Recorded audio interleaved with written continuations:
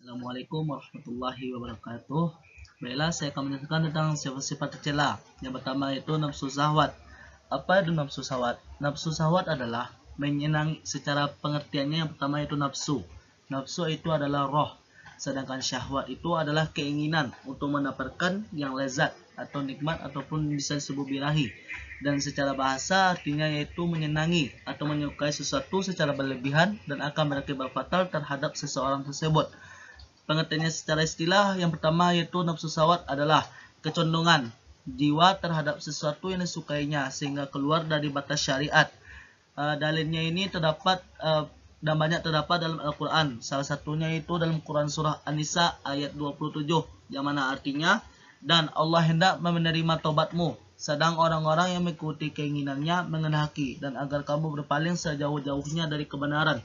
Maknanya yaitu, dan Allah memberi ampunan kepada mereka dengan cara melaksanakan perintah-perintahnya dan menjauhi larangannya, dan agar mereka menyucikan dari membersihkan diri mereka secara lahir dan batin, meskipun orang-orang yang mengikuti syahwat dan hawa nafsunya selalu berpaling dari jalan yang lurus, dan orang mukmin agar ikut terjerumus bersama mereka ke lembah kesesatan, karena dengan melaksanakan perintah Allah dan menaatinya, dan akan tercapainya apa yang dikehendakinya untuk kebaikan dan keburukan mereka sendiri.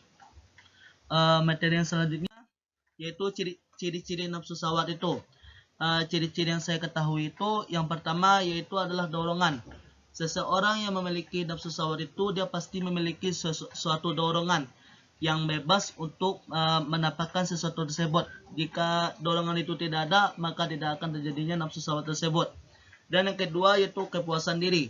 Seseorang yang melaksanakan nafsu syahwat itu tersebut yaitu dia untuk mencari kepuasan dirinya sendiri. Dengan melaksanakan kepuasannya maka akan terasa plong di dalam dirinya sendiri. Yang ketiga yaitu pengaruh emosional. Orang yang memiliki nafsu syahwat itu dia emosionalnya tidak bisa dikontrolnya sendiri, melainkan dia mengikuti hawa nafsunya sendiri dan sangat berpengaruh terhadap emosionalnya. Yang keempat itu pencarian kesenangan. Seseorang memiliki nafsu syahwat dan pasti dia dalam dirinya terdapat manfaatnya, yaitu manfaatnya itu pencari kesenangannya. Yang kelima yaitu pengaruh sosial. Dia sesama orang sekitarnya akan seperti berubah rasanya ketika memiliki nafsu syahwat tersebut. Pertanyaannya yaitu, mengapa Allah menciptakan nafsu syahwat? Allah itu ketika Allah menciptakan pasti ada manfaatnya. Yang pertama yaitu penyebabnya itu syahwat dan an-nafsi al-amarah bisu. Artinya yaitu syahwat ini berupa dorongan untuk melakukan keburukan dan kejahatan, membuat seseorang tunduk serta taat kepada tuntutan nafsu syahwat serta dorongan-dorongan syaitan. Ini yaitu nafsu yang sangat buruk dan kita harus menghindarinya. Yang kedua yaitu an-nafsu al-lawamah. Dan apa itu? Menurut para ulama berbeda-beda pendapat, dan saya mengambil satu pendapat, yaitu pendapat mereka mengatakan bahwa nafsu lawamah ini berubah-ubah. Terkadang-kadang membuat dia taat kepada Allah dan membuat dia terkadang membangkang kepada Allah. Yang ketiga yaitu an-nafsu al-mutmainah, yaitu nafsu al-mutmainah adalah jiwa yang tenang.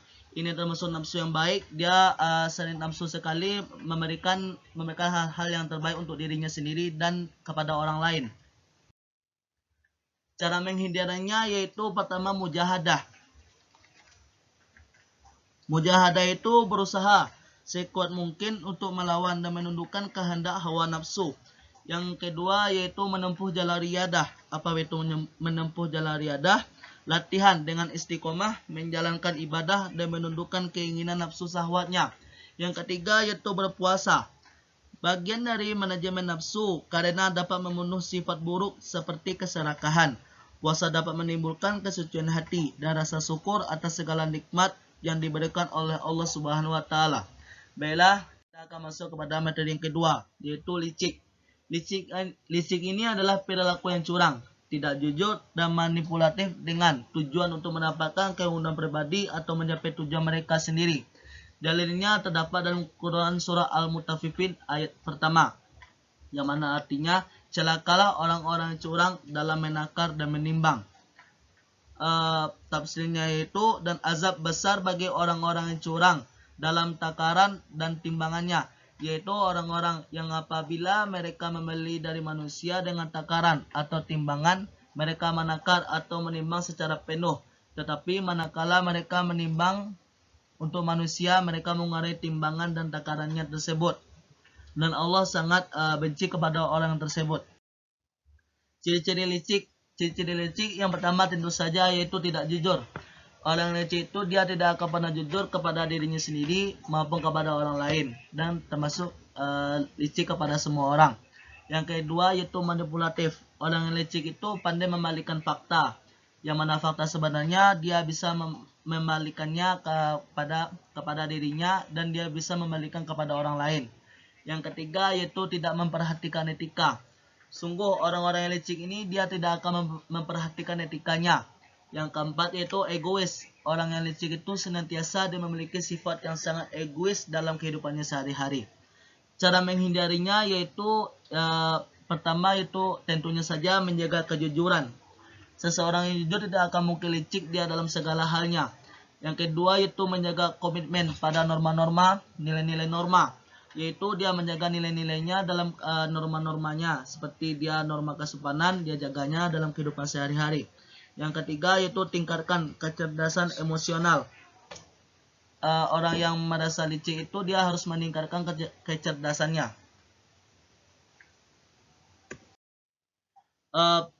Materi yang ketiga yaitu zalim. Apa itu zalim? Zalim adalah meletakkan sesuatu atau perkara bukan pada tempatnya.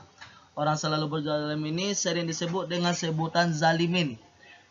Dan Allah berfirman dalam Qur'annya surah Al-Hud ayat 18, yang mana artinya, siapakah yang lebih zalim daripada orang yang mengada-ngadakan suatu kebohongan terhadap Allah?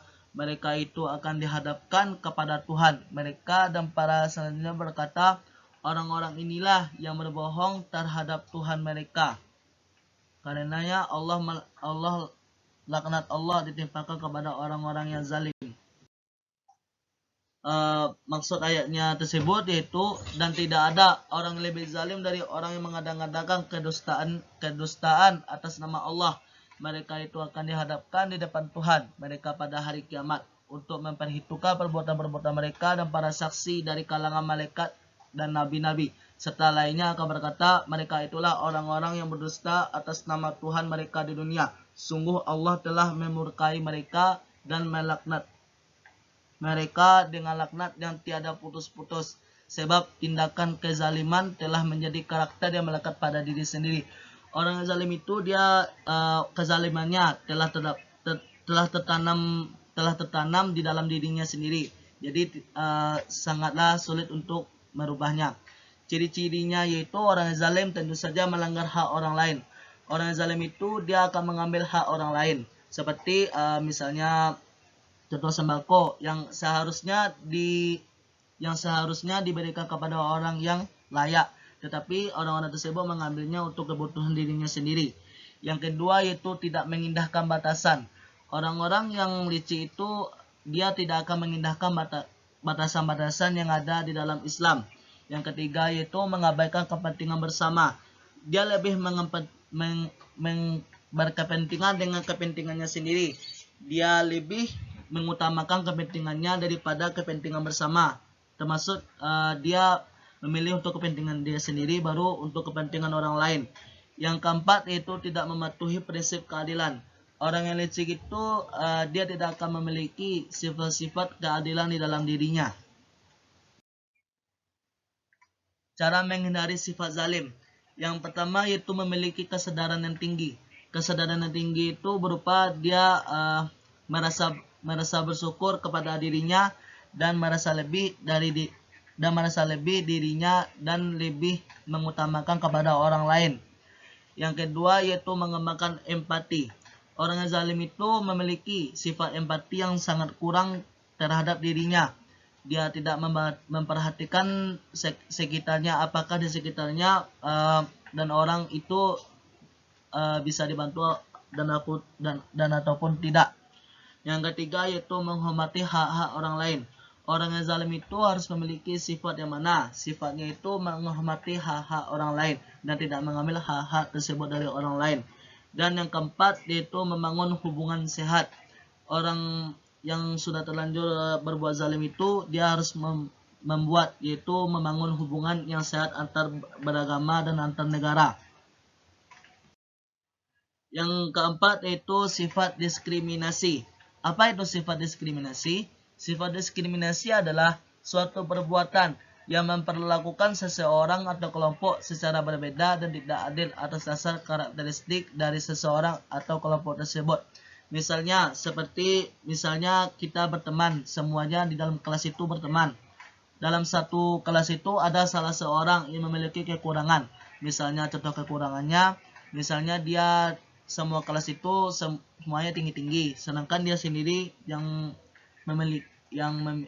memiliki tubuh yang pendek. Jadi dengan tubuh pendek itulah dan orang-orang lain itu bisa untuk menghujatnya. Dalilnya itu terdapat dalam Quran surah Al-Hujurat ayat 13 yang mana artinya, hai manusia, sesungguhnya kami menciptakan kamu dari seorang laki-laki dan seorang perempuan dan menjadikan kamu berbangsa-bangsa dan bersuku-suku supaya kamu saling kenal mengenal. Dan ayat tersebut yaitu bisa ditafsirkan yaitu setelah Allah memerintahkan orang-orang beriman untuk menjadi saudara, menyelamatkan dua kelompok dari mereka yang bertikai, dan melarang mereka dari menghina, mengelek, berprasangka buruk, mencari-cari kesalahan, dan mengunjing. Maka Allah menyebutkan kepada mereka asal dari persaudara mereka secara nasab yang dikuatkan oleh persaudaraan seagama. Dan Allah menyampaikan kepada manusia, kami mendengar keagungan dan kekuasaan kami yang sempurna, menciptakan kalian dari satu orang laki-laki yaitu Adam dan satu orang perempuan yaitu Hawa. Maka janganlah kalian saling merasa unggul dalam hal nasab. Dan kami menjadikan kalian berbagai bangsa melalui perkembangan biakan. Dan dari bangsa-bangsa itu menjadi berbagai kabilah dan suku agar kalian saling mengenal. Sungguh-sungguh yang paling baik derajatnya di sisi Allah adalah orang yang paling bertakwa di antara kalian. Allah Maha mengetahui hamba-hambanya dan keadaan serta urusan mereka.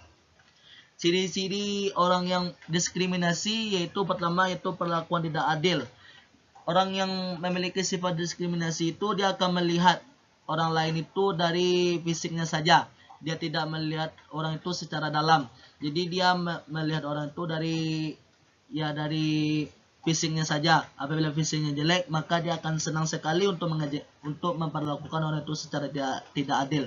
Yang kedua itu mengejek-ngejek. Seperti yang telah saya bilang tadi, yaitu orang yang memiliki sifat diskriminasi ini, dia selalu mengejek-ngejek dan mencari kekurangan orang lain tersebut. Dan ciri-ciri yang ketiga yaitu penghancuran harga diri. Orang yang menjadi korban diskriminasi itu dia akan merasa bahwa dirinya itu tidak berharga. Maka dia akan merasa bahwa dirinya itu telah hancur dan telah remuk dan dipijak-pijak oleh orang lain harga dirinya. Yang poin yang selanjutnya yaitu cara menghindarinya. Orang yang memiliki diskriminasi itu memiliki sifat diskriminasi itu harus memiliki kesadaran tinggi, yaitu akan pendidikan dan kesadaran. Dia harus sadar bahwa dirinya Allah telah menciptakan dia secara sempurna dan tidak boleh mengejek orang lain. Yang kedua yaitu melaporkan diskriminasi. Orang yang telah menjadi korban diskriminasi itu seharusnya dia melaporkan kepada pihak berwajib dan pihak berwajib itu yang akan menangani orang tersebut. Hikmah diskriminasi dan hikmah yang bila terjadi jika tidak ada diskriminasi tersebut. Yang pertama yaitu terciptanya keadilan di masyarakat. Orang yang telah sifat diskriminasinya telah hilang, maka akan terciptanya keadilan di masyarakat. Semuanya sama, dipandang sama dan tidak ada yang direndahkan dan tidak ada yang ditinggikan. Semua orang itu sama. Yang kedua itu dan orang tidak mudah berlaku sombong. Yang ketiga yaitu menganggap orang lain sama dan saudara. semua kita orang muslim itu sama-sama bersaudara. Kita semuanya bersaudara dan tidak ada yang berbeda. Menganggap orang lain kita itu harus sama dan tidak ada beda-bedanya. Yang keempat yaitu orang yang menghindari sifat diskriminasi akan membawanya masuk surga. Orang-orang yang telah berhasil untuk menghindari sifat diskriminasi ini akan selalu senantiasa akan membawa orang-orang tersebut ke dalam masuk surga.